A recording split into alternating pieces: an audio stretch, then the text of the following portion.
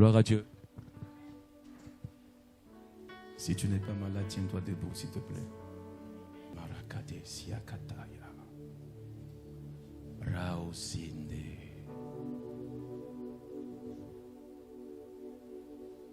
Vous savez, ça a coûté très cher à Jacob de ne pas reconnaître la présence de Dieu. Jacob, lorsqu'il fuyait Ésaü, s'est retrouvé dans un endroit. Et ce jour-là, il dormait profondément. Et à un moment donné, il s'est écrié « Malheur à moi, car ce lieu est redoutable. C'est la maison de l'Éternel. » Alléluia. Prenez vos Bibles. 3 choses que je vais rapidement donner. Père, merci.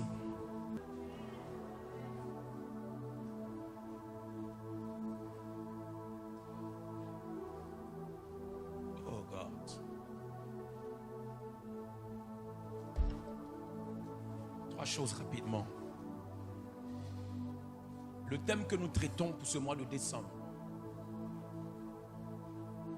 concerne l'évangélisation. Mais le thème que je vais prêcher ce matin, ou les 3 choses que je vais donner ce matin, vont tourner autour d'un sous-thème. Vous êtes mes témoins. Quand vous ouvrez la parole de Dieu dans Ésaïe 43, verset 10, la Bible dit, vous êtes mes témoins, dit l'Éternel. Vous et mon serviteur que j'ai choisi, afin que vous le sachiez, que vous me croyez et compreniez que c'est moi. Avant moi, il n'y a point été formé de Dieu, et après moi, il n'y aura point.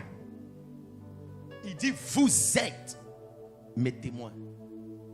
Quand nous prenons Proverbe chapitre 14, le verset 25, la Bible dit, le témoin véridique délivre des âmes, mais le trompeur dit des mensonges. Le témoin véridique dit délivre des âmes, mais le trompeur dit des mensonges. Le témoin véridique, vous savez, le témoin véridique délivre des âmes. La délivrance des âmes a besoin de témoins. Ce que je veux vous dire ce matin, c'est qu'il y a un problème en ce moment dans le corps de Christ. Le problème dans le corps de Christ en ce moment, c'est que nous avons beaucoup de chrétiens. Nous avons beaucoup de personnes qui assistent au culte et qui célèbrent Dieu. Mais nous avons peu de témoins. Alléluia. Le problème dans le corps de Christ, c'est qu'il n'y a plus de témoins. Et même quand nous localisons certains témoins, ils sont muets. Alléluia. Des témoins qui refusent de faire quoi? De parler. Alléluia. Pourtant, un témoin est défini dans le dictionnaire comme quelqu'un qui a vu et entendu quelque chose, qu'il vient certifier et confirmer. Le problème qu'il y a, my God, c'est un problème de témoin. Et ce matin, je veux vous parler de 3 choses que nous devons savoir sur Dieu. 3 choses que nous devons savoir sur Dieu pour mieux comprendre et appréhender ce thème de témoin. Première chose que nous devons savoir sur Dieu, c'est que Dieu veut se faire connaître. Écoutez-moi bien. My God. La Bible dit dans Exode chapitre 33 verset 20, l'Éternel dit, tu ne pourras pas voir ma face, car l'homme ne peut me voir et vivre. Vous savez, quand vous lisez et que vous apprenez, vous cherchez Dieu, vous allez vous rendre compte que Dieu est un Dieu qui se cache. C'est un Dieu qui habite une lumière inaccessible. Tant que Dieu lui-même ne décide pas de se révéler, aucune personne, aucun être humain ne peut avoir accès à lui. Mais je vous ai dit que la première chose que vous devez savoir sur Dieu, c'est que Dieu veut se faire connaître. Et quand vous lisez la Bible, de Genèse jusqu'à Apocalypse, vous allez vous rendre compte que Dieu, il ne fait qu'il essaie seulement de pouvoir permettre aux gens de pouvoir le connaître. Parce que si lui-même ne fait pas ça, nous n'aurons jamais accès. Alléluia. Et c'est ça. Nous n'aurons jamais accès. Alléluia. Amen. Accès à lui. Ne soyez pas distraits. Alléluia. C'est pourquoi la Bible dit que lorsque Moïse a voulu le voir, il dit personne ne peut me voir et vivre. Et vous allez voir que tout au long de la parole de Dieu, Dieu a fait toutes choses pour que les gens puissent le connaître.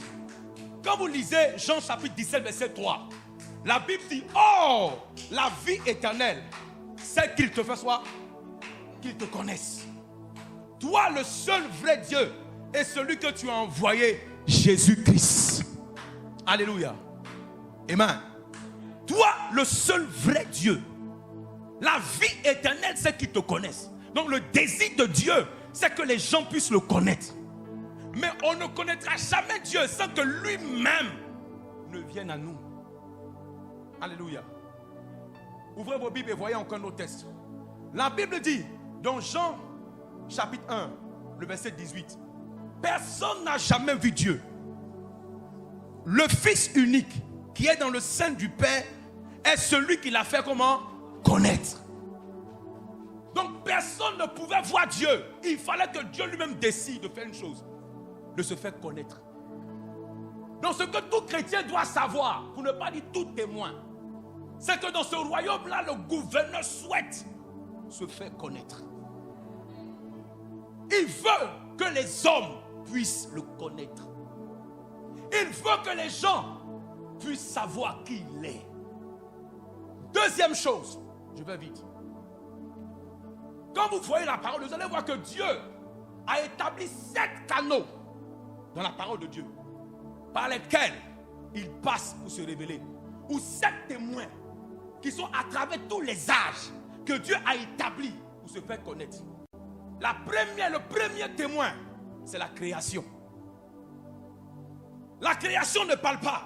Mais quand vous voyez la façon dont le monde a été créé, quand vous regardez comment la terre tourne sur elle-même, comment le soleil est placé, comment les choses sont établies dans l'univers, vous pouvez vous arrêtez, vous dites vraiment, il y a quelqu'un derrière cette affaire. Sans même que la création ne parle, mais la simple présence de ce que nous voyons dit qu'il y a un Dieu qui existe. Première chose, je ne lirai pas les versets, je vais rapidement. La terre, la création. Deuxième chose, la parole de Dieu. Cette parole-là, qui a été écrite par plusieurs personnages bibliques qui ne se connaissaient pas, sur plusieurs périodes, plusieurs temps. Cette Bible-là renferme les paroles de Jésus. Et à travers ces paroles, nous comprenons, alléluia, nous connaissons Dieu parce qu'il a parlé. Il a dit, la Bible dit que les écritures que vous lisez témoignent de moi. Donc la parole de Dieu témoigne que Dieu existe. La Bible témoigne qu'il y a un Dieu qui est quelque part dans l'univers et qui existe. Troisième témoin, c'est le Seigneur Jésus lui-même. Regardez, Dieu a emmené Jésus sur la terre. Pourquoi? Pour le faire connaître. La manière dont les gens ont connu Dieu dans le passé n'est pas la même manière que nous avons connu Dieu. Jésus est venu avec une nouvelle manière de voir Dieu. Avant, on avait l'impression que Dieu était loin. Mais quand Jésus est arrivé, il a rapproché le royaume de la terre. La Bible dit qu'il a fait connaître le Père.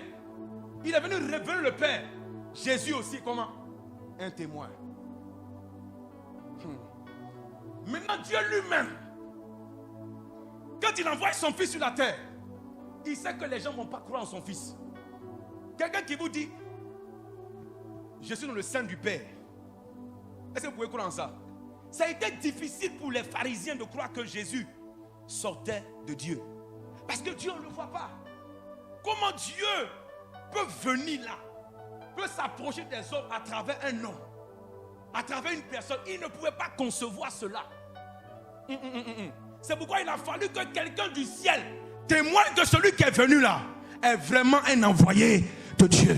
C'est pourquoi la première fois que Jésus rentre dans le Jourdain, il y a 3 manifestations qui se manifestent automatiquement.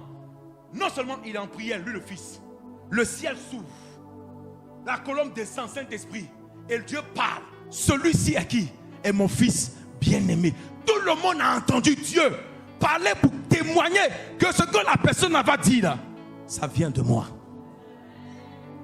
Dieu lui-même a fait quoi? A témoigné. Dieu lui-même a rendu témoignage. Pourquoi? Parce qu'il veut se faire connaître. Alléluia. Le Saint-Esprit aussi est aussi un témoin.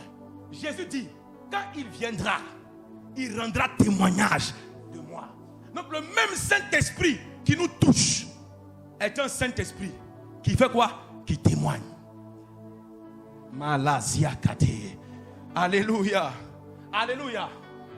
Dans la parole de Dieu, on a vu des saints dans l'Ancien Testament être envoyés par Dieu. Faire quoi? Pour témoigner. On a vu Noé. On a vu Abraham. On a vu Enoch. On a vu Moïse. On a vu des gens qui sont venus démontrer, à certifier, confirmer que Dieu existe, que Elohim est là.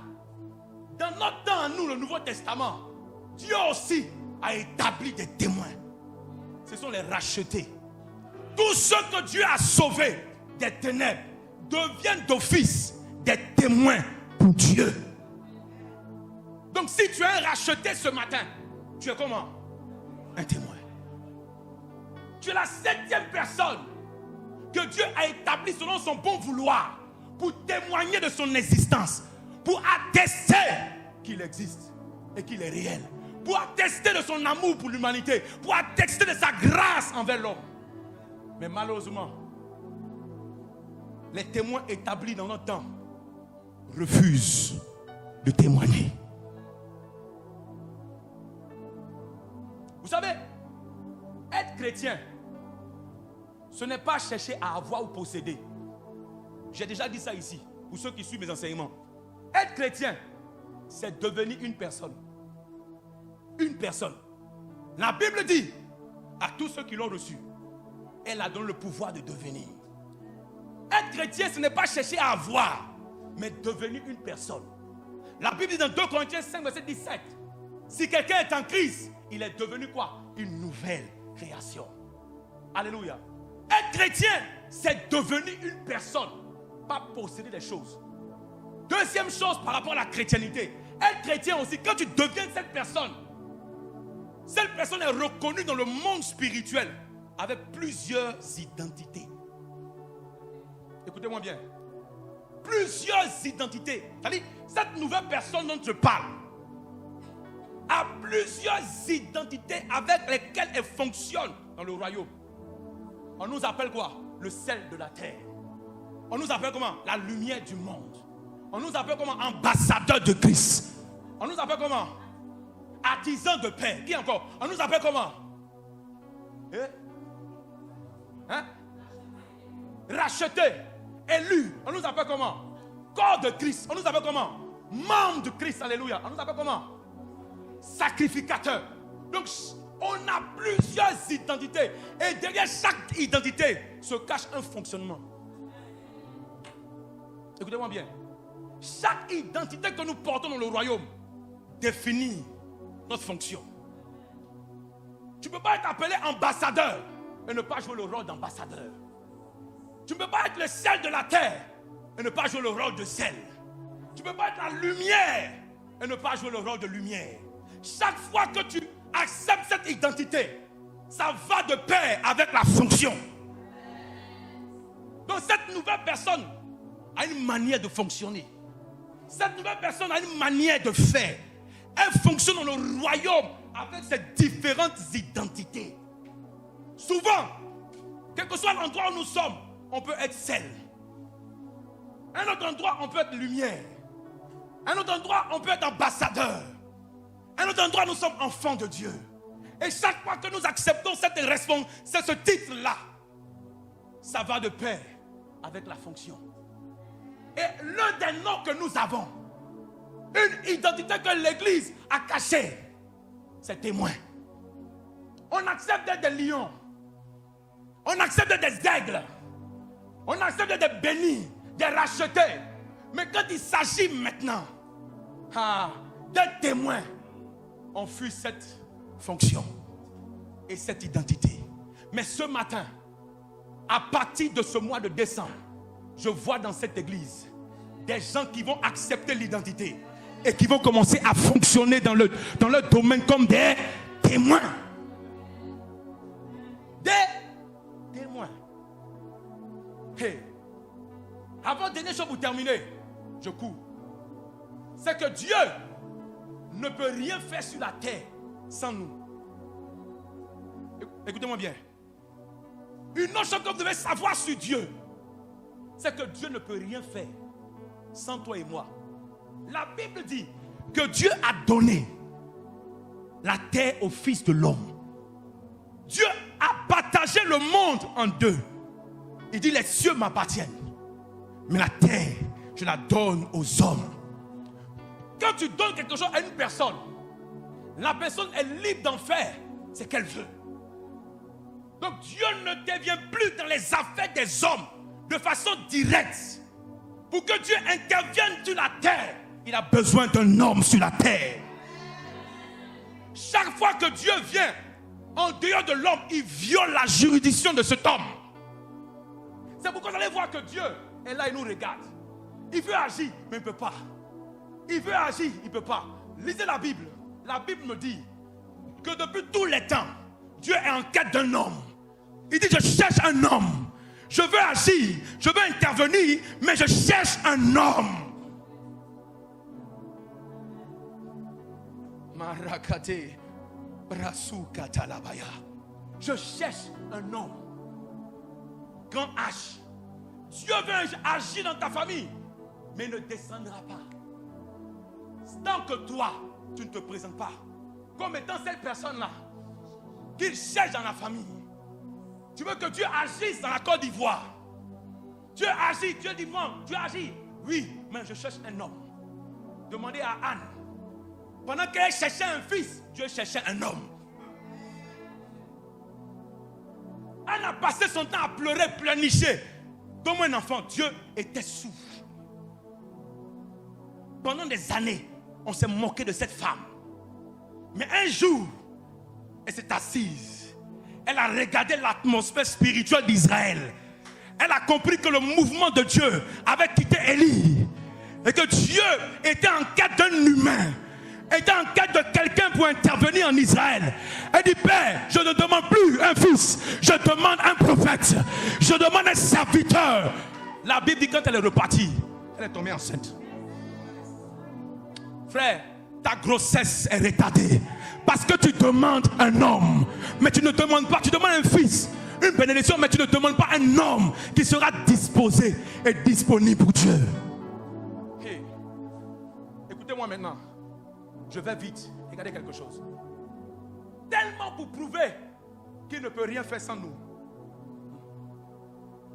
Quand vous lisez le livre de Daniel, la révélation, l'image qu'on a de Jésus dans le livre de Daniel, c'est l'image d'un homme. L'image d'un homme.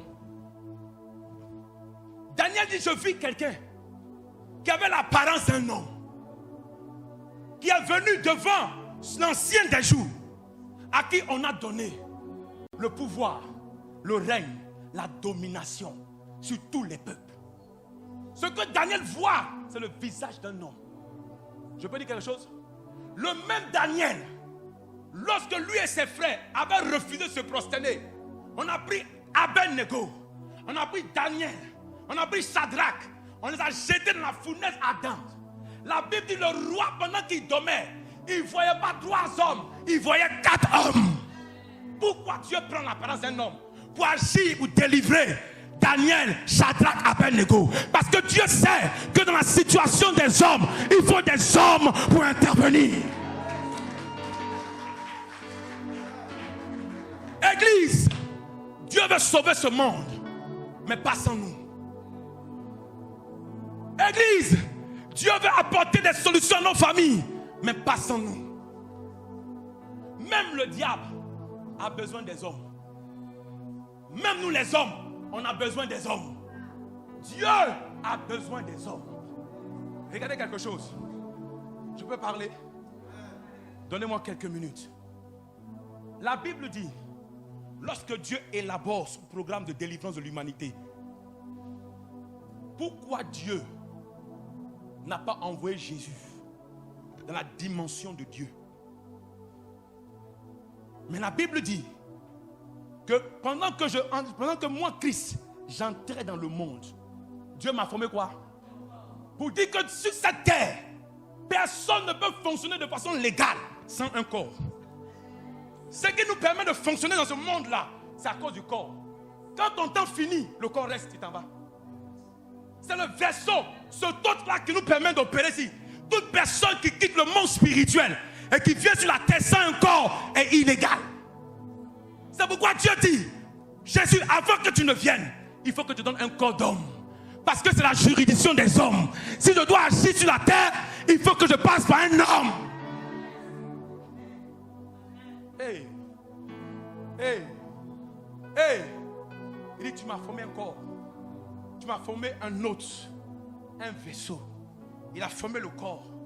Il a pris Christ. Il a mis dans ce corps. Et puis il dit, viens. Jésus est venu sur la terre en fonctionnant 100% homme, 100% Dieu. Des fois quand vous le trouvez, il dit, je m'appelle le Fils de l'homme. Il n'est pas venu mourir en tant que Fils de l'homme et Fils de Dieu simplement. Il est aussi venu mourir en tant que Fils d'homme. Pour pouvoir agir envers nous, il a pris la forme d'un homme. Dieu a eu besoin d'un corps physique, d'un vaisseau, a eu besoin d'un autre pour pouvoir opérer sur la terre. Parce que Dieu sait que la terre appartient aux hommes. Il ne peut pas agir sans un homme.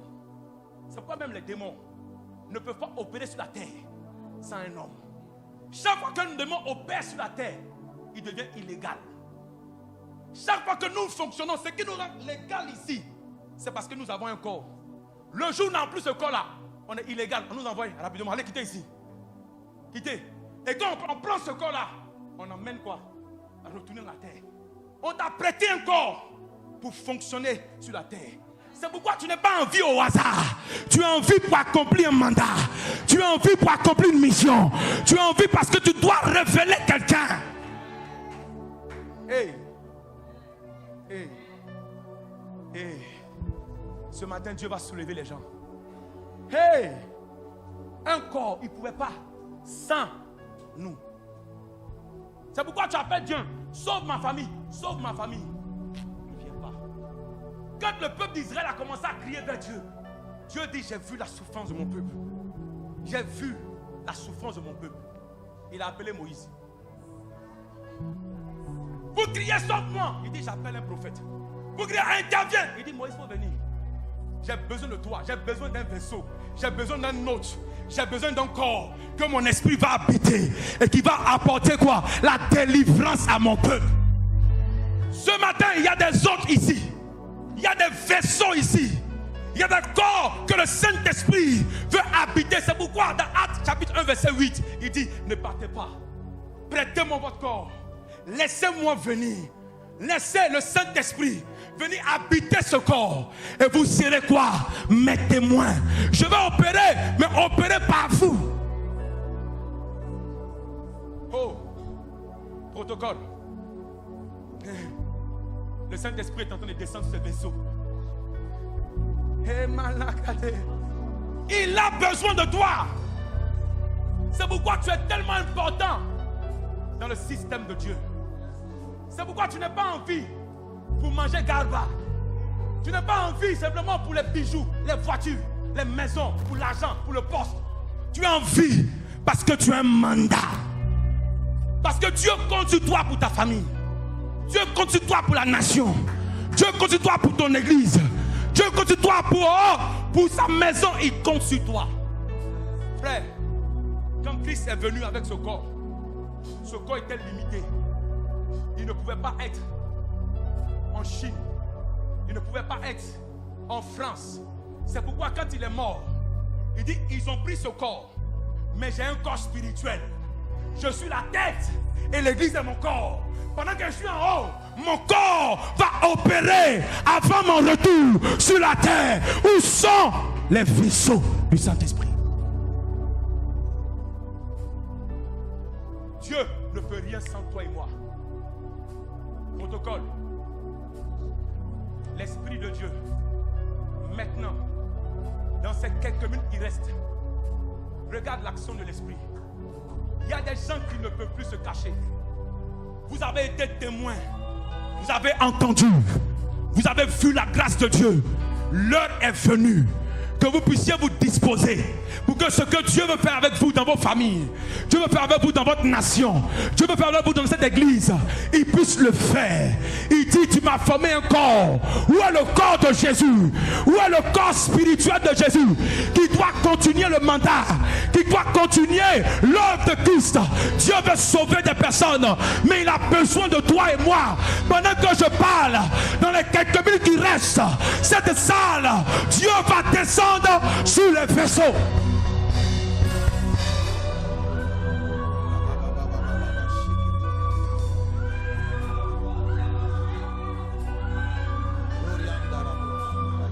Mon frère, ne touche pas, il ne faut pas jouer. On t'a pas autorisé, il ne faut pas essuyer quelqu'un, laisse. C'est une expérience personnelle. Marakata. Il y a des vaisseaux. Dieu dit, je veux intervenir dans ta famille, mais je cherche un homme. Il voulait délivrer Sodome et Gomorrhe malgré le péché. Il a appelé Abraham. Allons négocier. Abraham a négocié à partir de 50, mais il n'a pas trouvé 10. Il dit, ah, si je trouve 10 dans cette ville, je sauverai Sodome et Gomorrhe. Ce que Dieu voulait, c'est des hommes à Sodome et Gomorrhe. S'il y avait des hommes, Sodome et Gomorrhe ne seraient pas détruits. Le monde a besoin de toi. Dieu a besoin de toi. Ta famille a besoin de toi. Ton église a besoin de toi. C'est l'heure.